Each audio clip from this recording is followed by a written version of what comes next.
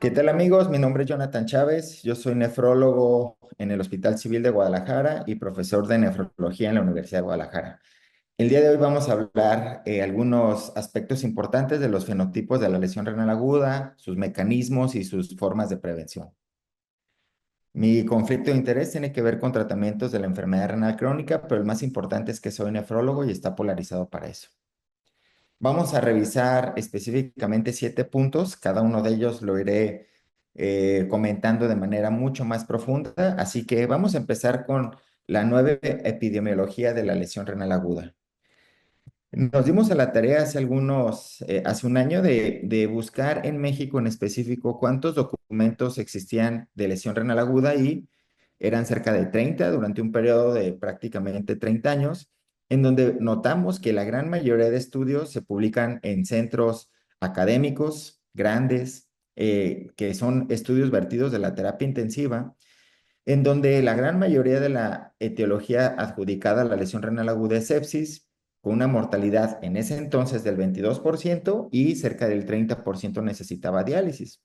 De hecho, como suele suceder en el mundo, los grandes sitios de México que forman nefrólogos también son los que más concentran la capacidad de atender este tipo de pacientes. Pero recientemente vimos en un metaanálisis de 83 artículos que en México la frecuencia de la lesión renal aguda es mucho más que en otros lados del mundo. Por ejemplo, aquí notamos que 35% de los hospitalizados va a tener lesión renal aguda, con una mortalidad del 36%, cerca del 7% inicia diálisis y la muerte en aquellos que inician diálisis por este motivo es casi del 50%. Y esto va alineado a un documento muy importante de Lancet en donde se dice que Latinoamérica en específico es el lugar con más incidencia de lesión renal aguda del mundo. Continuando, esto es lo que les comentaba, vean cómo el Lancet de este mismo año dice que Latinoamérica la incidencia es del 31%, pueden apreciar en amarillo cómo la adquirida en la comunidad, la hospitalaria, pero sobre todo la barra azul o violeta es del 31%, es la más grande del mundo. Y tenemos escenarios clínicos muy claros para esto. Son dos en específico, el que se adquiere en la comunidad, en donde se adquiere en la comunidad normalmente son personas más jóvenes, con etiologías tratables como hipovolemias, deshidrataciones, intoxicaciones, nefrotóxicos e inclusive pues picaduras y mordeduras. A diferencia del daño renal agudo adquirido en un hospital, el cual casi siempre es en personas más añosas, con comorbilidades múltiples como a cánceres, algo cardiovascular, críticamente enfermos, con nefrotóxicos hospitalarios como la quimioterapia, como antibióticos, entre otros. Así que son parámetros, digamos, muy distintos. Pero hoy sabemos que tener lesión renal aguda afecta prácticamente a todos los órganos.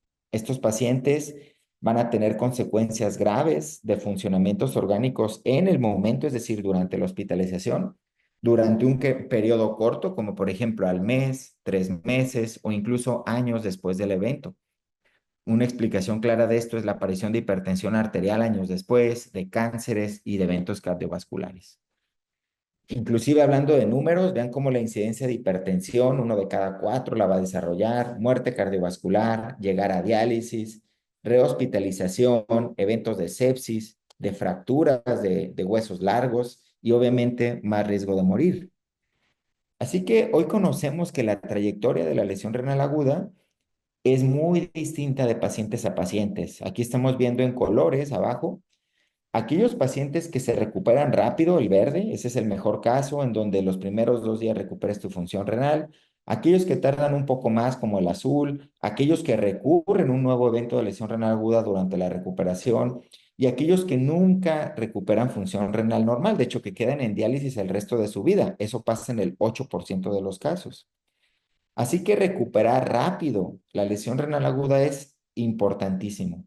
¿Qué tan rápido es rápido? Lo ideal sería pues, al día siguiente, ¿no?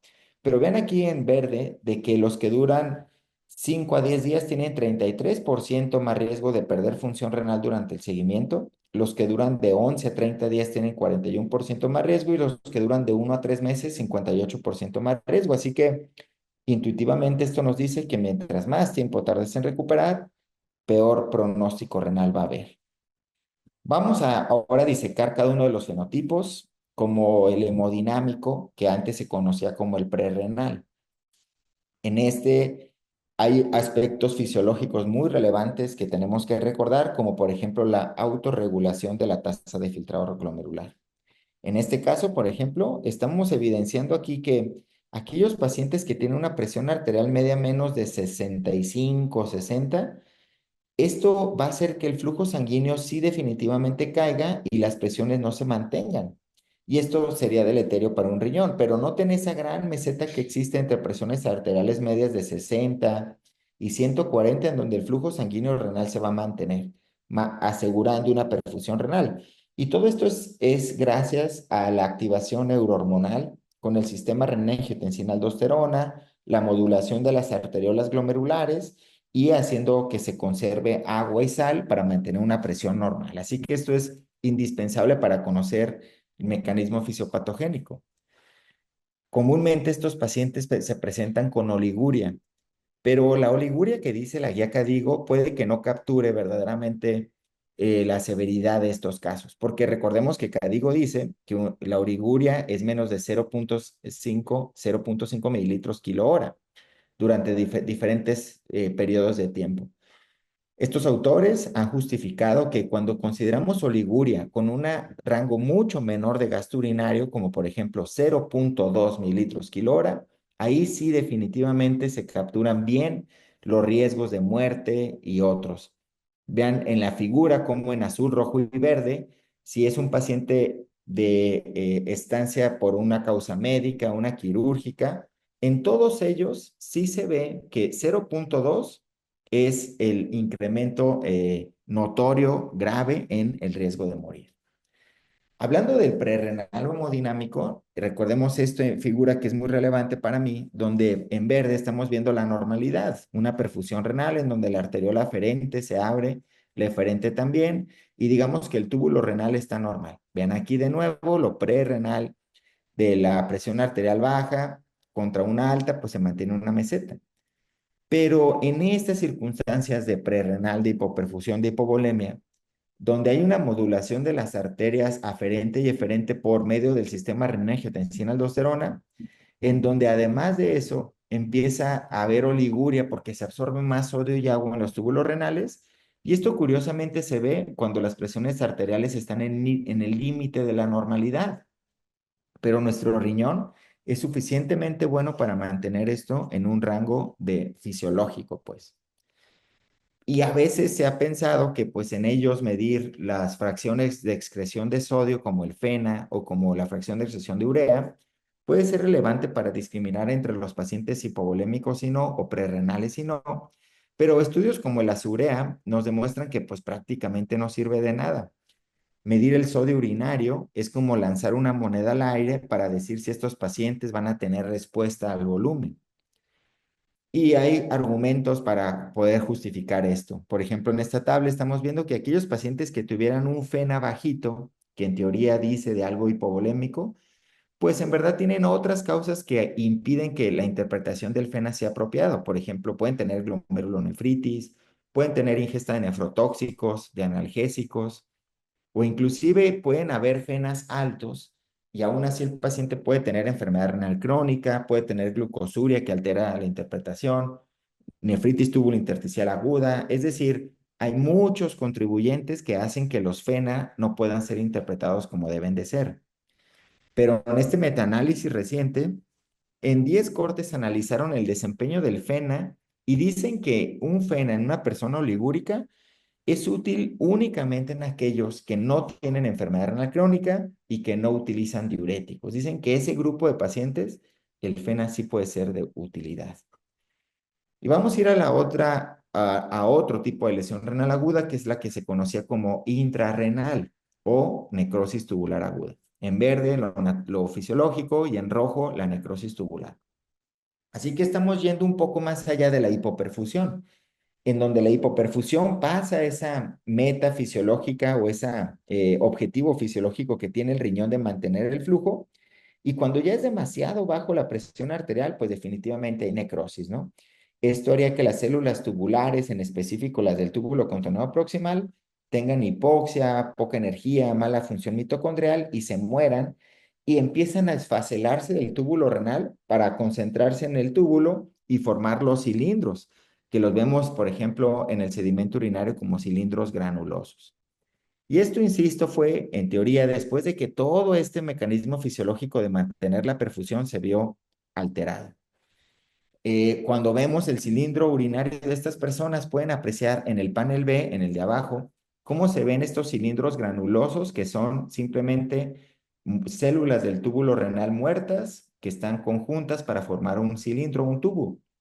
Pero arriba son los hialinos. Esto es completamente fisiológico. Vean la gran diferencia, creo que es muy notoria simplemente al evaluar el sedimento urinario. Pero los cilindros granulosos siguen teniendo mucha evidencia de que sirven, en específico cuando, por ejemplo, los comparan contra el FENA, que insisto que el FENA pues tiene muchos bemoles, ¿no? Lo acabo de mencionar. Podemos ver en la figura que de esta corte en donde aquellos pacientes que tenían cilindros granulosos comparado al FENA sí tienen mejor correlación con el inicio de diálisis y con una biopsia de necrosis tubular aguda. Ven el forest plot aquí, prácticamente todos están en el lado derecho de la imagen, a diferencia del puro FENA que pues todos cruzan la unidad. Así que pues cilindros sí tienen mejor desempeño que únicamente el FENA. Vamos a ver ahora la lesión renal aguda obstructiva o llamada postrenal también. Bueno, pues aquí es mucho más fácil explicarlo, ¿no? De cómo algo que obstruye el flujo renal, por ejemplo, una próstata grande, litiasis bilateral, un cáncer que tenga obstrucción de los ureteres.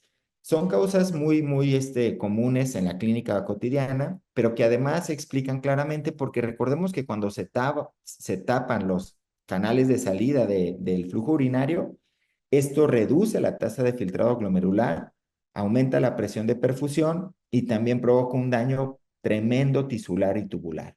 En las imágenes estamos viendo cómo va a haber mucha fibrosis y atrofia.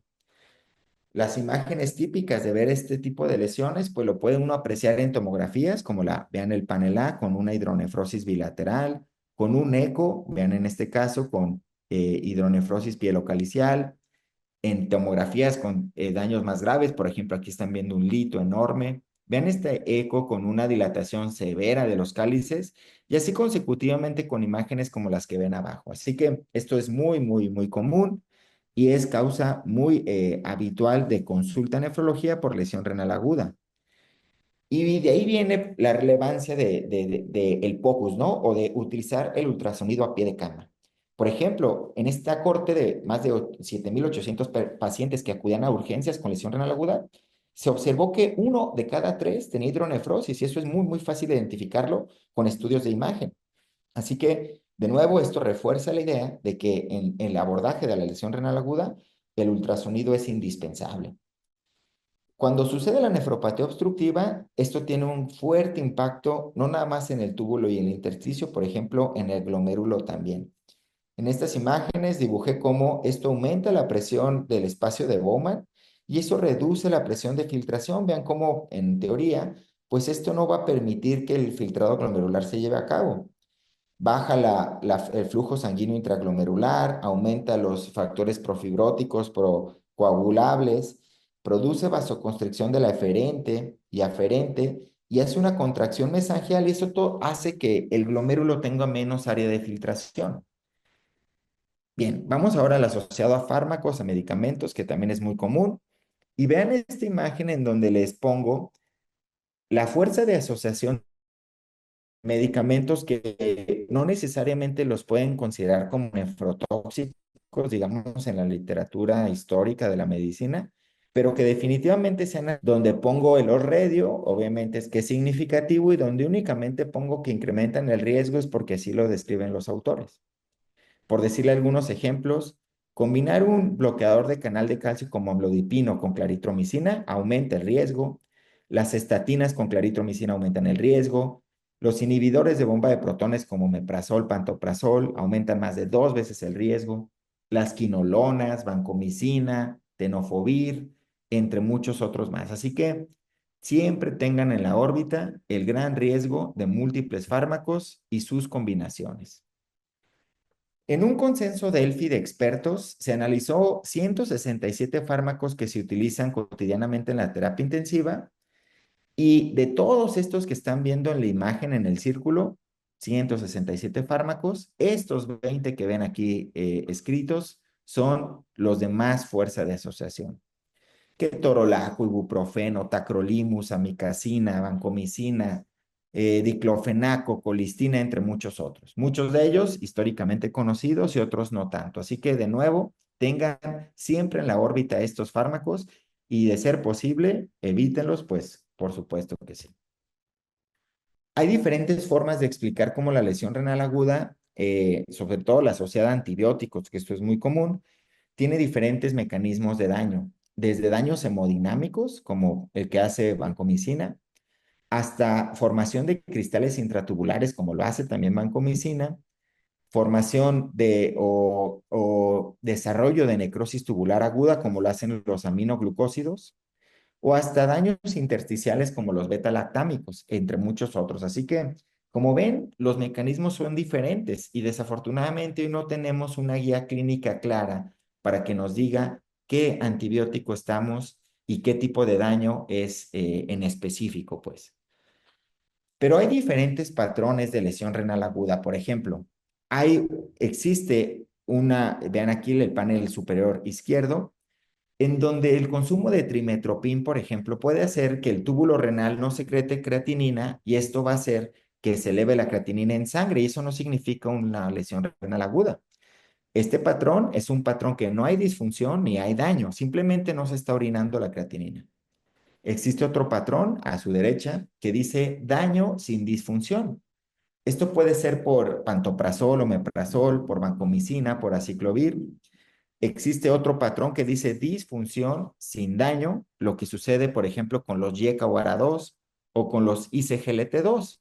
Eso significa que va a haber una regulación hemodinámica, va a subir creatinina, nada más es algo hemodinámico, pero no significa daño. Y existe el peor de los casos, donde hay daño y disfunción, como con los AINES, como anfotericina B, como con vancomicina, ¿no? Es muy importante tener en cuenta todos estos mecanismos, pues. Vamos a hablar de el parenquimatoso o el intrarrenal. Dicho de otra forma, el que decimos necrosis tubular aguda. Primero, para la necrosis tubular aguda, como les he dicho, puede ser de utilidad el sedimento urinario, pero no siempre.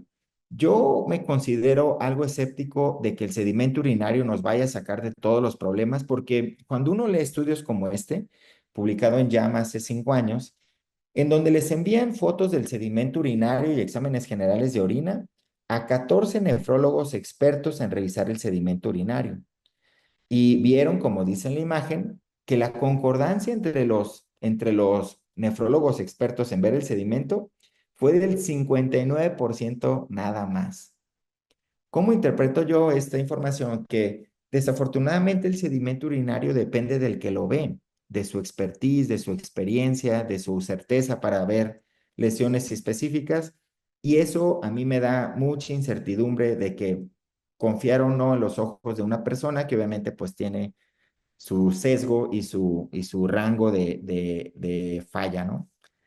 Por ejemplo, publicamos hace algunos años de cómo diferenciar entre un paciente que tiene nefritis túbulo-intersticial aguda, ese es un daño intrínseco. Recuerden que la nefritis túbulo-intersticial aguda explica el 25% de las lesiones renales agudas que no tienen una causa obvia, o sea, es muy frecuente. Hicimos como este estudio con la finalidad de discriminar con dos estudios muy simples de la clínica cotidiana, como es el BUN y la creatinina, cómo poder discriminar entre alguien que tenga NTI y no, comparado con biopsia. E identificamos que aquellas personas que tienen un radio BUN creatinina menos de 12, tenemos 14 veces más probabilidades de que sea nefritis túbulo-intersticial aguda, con un área debajo de la curva de 73%, que es bastante aceptable. Así que nada más con eso. Tienes un radio bajito, sospecha NTI. Vamos a ver el más común, el asociado a sepsis. Bueno, desafortunadamente en sepsis vemos el espectro completo del problema, ¿no? Vemos problemas prerrenales porque hay vasoconstricción periférica de la aferente, hay hipovolemia, hay problemas intrarrenales porque hay necrosis tubular aguda y hay porrenales porque también hay obstrucción urinaria por la formación de cilindros. Así que están el pre, el intra y el postrenal, como vemos en la imagen. Además de eso, lo histórico que nos han enseñado es que en sepsis sucede una vasoconstricción de la aferente y dilatación de la eferente, como está en la imagen. Vean aquí cómo la aferente está vasoconstreñida, lo cual hace que entre poquita sangre al glomérulo, y la aferente está abierta, lo cual hace que la sangre que estaba acá salga más rápido. Y eso va a promover que reduzca la tasa de filtrado glomerular. De hecho, la lesión renal aguda por sepsis incrementa 59% el riesgo de morir y es peor que cualquiera de una de ellas solas. Es peor que tener lesión renal aguda nada más y es peor que tener sepsis nada más. De hecho, el evento renal mayor sucede en el 37% de estos pacientes. Pero, ¿cuánto es el exceso de muerte verdaderamente por lesión renal aguda por sepsis? Pues miren, es 6%, pero es diferente porque si nada más evaluamos los pacientes CADIGO 1, o sea, los más leves, de hecho es nula el exceso a muerte, 0,6, es casi nada.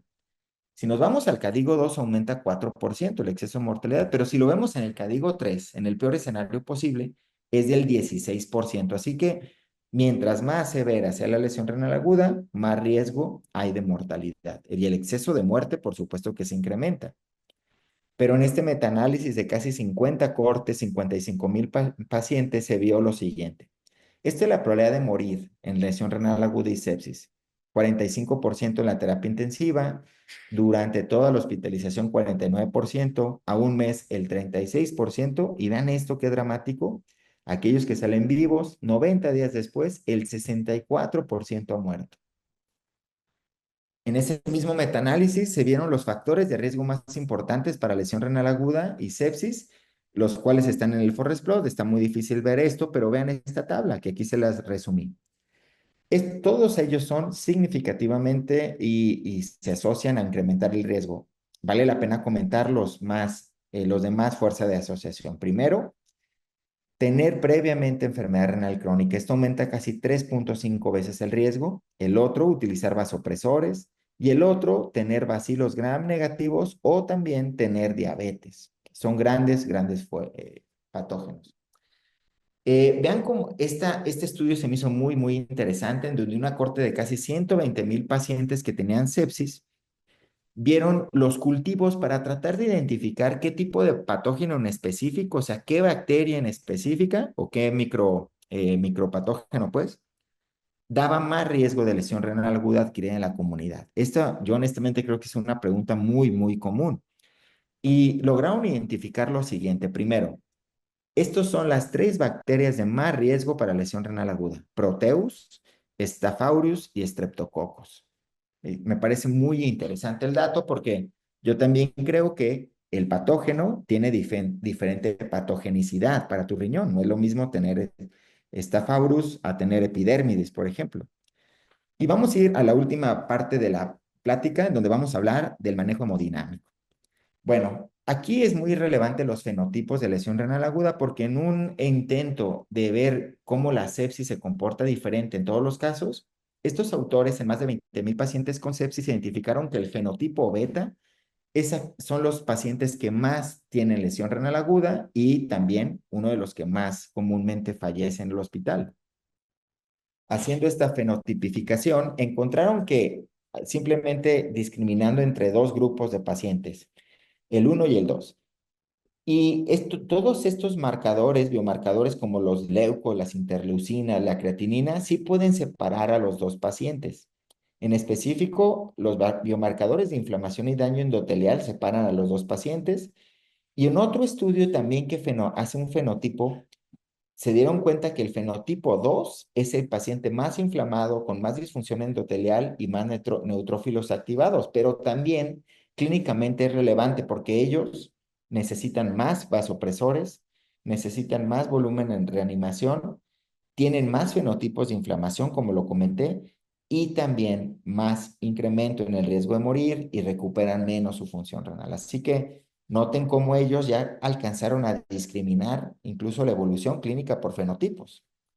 Hablando del manejo, vean este estudio en donde tener una presión arterial media menos de 65 sí aumenta el riesgo para lesión renal aguda y corregir esa presión arterial media, que es lo importante, reduce el riesgo, lo cual suena lógico, pero aquí está demostrado.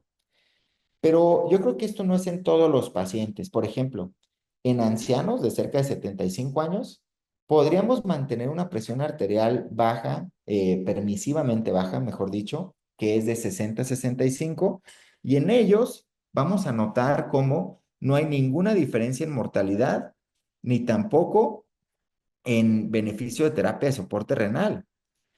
De hecho, hay metaanálisis inclusive de 122 estudios con una presión arterial baja de menos de 55.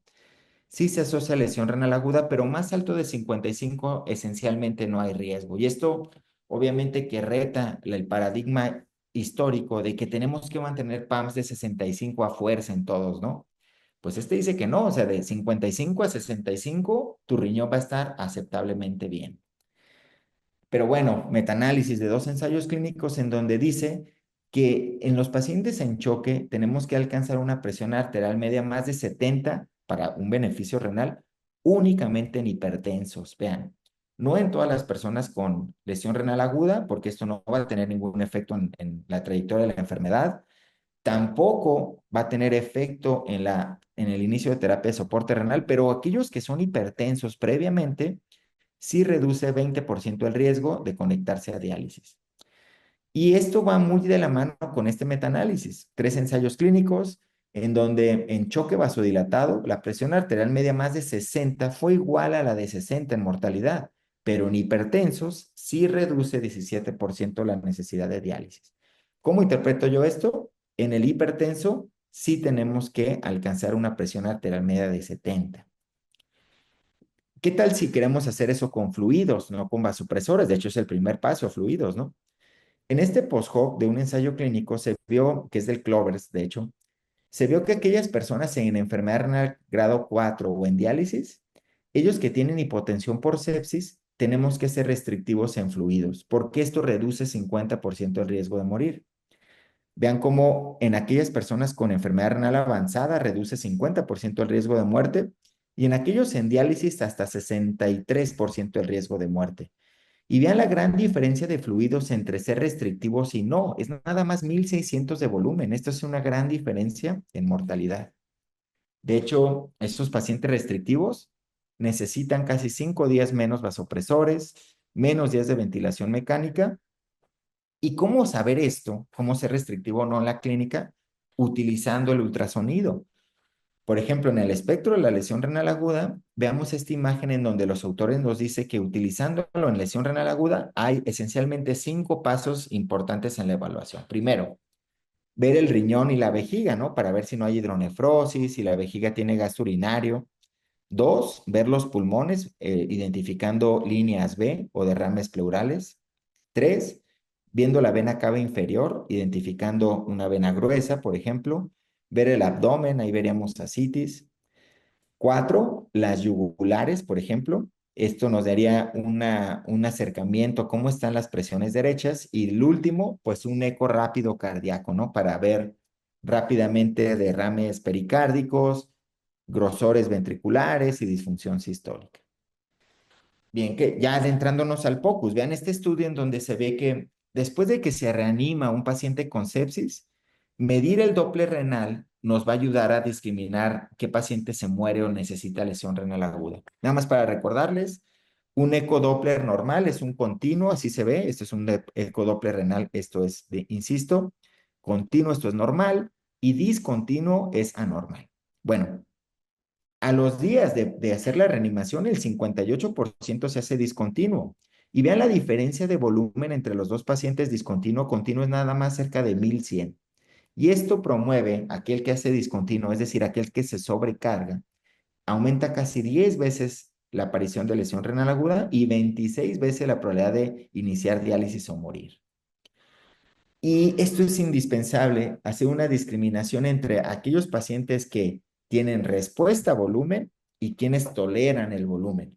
En esta corte de terapia intensiva de personas con choque y ventilación mecánica, se vio que 38% de ellos tiene respuesta a volumen, es decir, levantan piernas, aumentan gasto cardíaco, la onda de variabilidad de pulso, es decir, todo lo que se sabe para ver quién responde a volumen, 38% lo cumplen. Pero la mitad de ellos ya tienen congestión venosa. Ese es el concepto de tolerancia a volumen. Ellos ya no toleran que les pongas volumen. Tienen respuesta, pero ya están sobrecargados. Por lo tanto, aquellos que tienen respuesta y ya están sobrecargados, incrementan 4 veces la aparición de lesión renal aguda. Para alcanzar estas presiones arteriales medias, es prudente utilizar un vasopresor como norepinefrina, pero si utilizamos más dosis, esto incrementa significativamente el riesgo de morir. De hecho, la fuerza de asociación de muerte utilizando mucha norepi es la mayor de todas para mortalidad y lesión renal aguda. Así que vamos a alcanzar presión arterial media, está bien, a costa de incrementar el riesgo de lesión renal aguda. Y esto suena lógico, por ejemplo, en esta explicación de pacientes en donde se vio que en choque séptico y lesión renal aguda baja la perfusión de la corteza renal. Pueden apreciar aquí las barras en negro, son la presión renal aguda contra los que no, y baja significativamente el tránsito, baja el índice de perfusión y el flujo sanguíneo. Pero esto se sabe con muy, muy poquitos pacientes. Vean, por ejemplo, en este con choque séptico, donde se identificó que hay una gran hipoperfusión de la corteza renal, a pesar de que el flujo sanguíneo es muy alto. O sea, llega mucho flujo al riñón, pero la corteza está hipoperfundida. Esto sugiere mecanismos de regulación microcirculatoria que son regulados de manera intrínseca por el riñón y no tienen nada que ver con la circulación sistémica. Por ejemplo, en ovejas se ha visto que cuando hay choque séptico, damos norepinefrina para mejorar la presión arterial media, pero esto empeora la perfusión renal. Vean arriba, donde la presión arterial media subió con norepinefrina, perfecto, ven en azul, esto queríamos, pero véanla con la solución salina. Estaba bajito, esto ya sabíamos que iba a pasar, pero ahora vean la, la perfusión de la médula con norepinefrina está más baja significativamente, a pesar de que subimos la presión arterial media. Los flujos sanguíneos se mantienen, pero de nuevo, el PO2 tisular de la médula está significativamente más bajo. Así que, ¿cómo lo interpreto yo? Subes presión arterial media con norepi, pero tu riñón va a estar hipoperfundido. ¿Cómo ahorrar norepi entonces? Pues una opción sería utilizar dexmedetomidina, un fármaco que tiene incluso actividad neurohormonal. Dexmedetomidina, por ejemplo, en estas ovejas inducidas a sepsis y lesión renal aguda, baja hasta 50% la dosis de norepi, baja inflamación y mejora la perfusión renal. De hecho, el racional es que vasopresina, que es otro fármaco vasoactivo que nos sirve muchísimo para el manejo de estos pacientes, vean cómo si el espectro de choque séptico tienes una vasodilatación de la eferente, esto va a ser muy importante, con norepinefrina tienes vasoconstricción del eferente y del aferente, pero vasopresina en específico. Por eso sonaría el fármaco vasopresor ideal para estos pacientes. Vasoconstriña la aferente, dilata la aferente y esto incrementa el gasto urinario. Esto es lo importante. Así que vean cómo si hay diferencias entre vaso y norepinefrina. Estos autores sugieren que vasopresina es el mejor en el espectro de lesión renal aguda por sepsis. Dicen que la tienes que iniciar de forma temprana, en menos de 6 horas de haber utilizado norepi, y que la tienes que utilizar cuando la norepi está en 0.2 microgramos kilo minuto. Eso aumenta la perfusión renal, vasoconstriña el eferente, aumenta el gasto urinario y reduce la creatinina. Y de nuevo, regresando a los fenotipos, ¿por qué los fenotipos son importantes? Porque también nos dicen qué paciente va a responder más a vasopresina. Por ejemplo, aquí, los pacientes que responden más a vasopresina tienen menos inflamación y menos daño endotelial. De hecho, esos pacientes del fenotipo 1 que les dieron vasopresina reducen el riesgo de morir, a diferencia de los fenotipo 2, que la vasopresina no cambió prácticamente nada. Ya vieron de nuevo cómo fenotipificar acorde a la inflamación sí es relevante para una oferta terapéutica, por ejemplo. Y vasopresina tiene el racional de que sí es mejor que norepi porque mejora la oxigenación de la médula. Esto acuérdense que norepi no lo hacía. En este estudio de ovejas se ve que aumenta el aclaramiento renal, la fracción de excreción de sodio y la perfusión del oxígeno en la médula renal. Incluso hay metaanálisis de 11 ensayos clínicos en donde vasopresina es mejor que otro vasopresor, reduciendo la incidencia de lesión renal aguda y de terapia de soporte renal. Pero bueno, pues son metaanálisis con mucha heterogeneidad, lo cual hay que interpretarlo con mucho cuidado. Y por eso es que los grupos de expertos como los grupos de ADKI han logrado decirnos que fenotipificar está bien y que elijamos los vasopresores acorde a esta necesidad. Este nuevo vasopresor, que es la angiotensina 2, ha demostrado mucho beneficio en el espectro de lesión renal aguda, choque séptico y diálisis.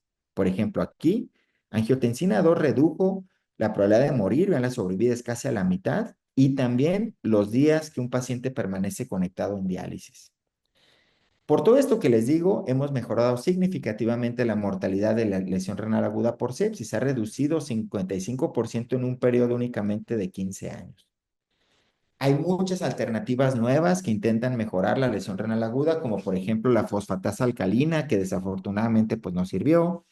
Fármacos como metformina, como algunos antiinflamatorios que vienen en camino, son muy, muy promisorios. Mis conclusiones son que en México, 1 de cada 3 personas críticamente enfermas va a desarrollar lesión renal aguda. Fenotipificar acorde al mecanismo fisiopatogénico es relevante, pero no debería modificar la decisión clínica hoy en día. Sepsis es la causa más común, la mitad de los casos. Yo les sugiero que reanimen restringiendo volumen y siempre evitando sobrecarga. Y los fenotipos responden distinto al tratamiento, pero aún no podemos determinarlo. Yo creo que el menos inflamado va a irle mucho mejor con vasopresina, por ejemplo. Muchas gracias por su atención y espero verlos próximamente.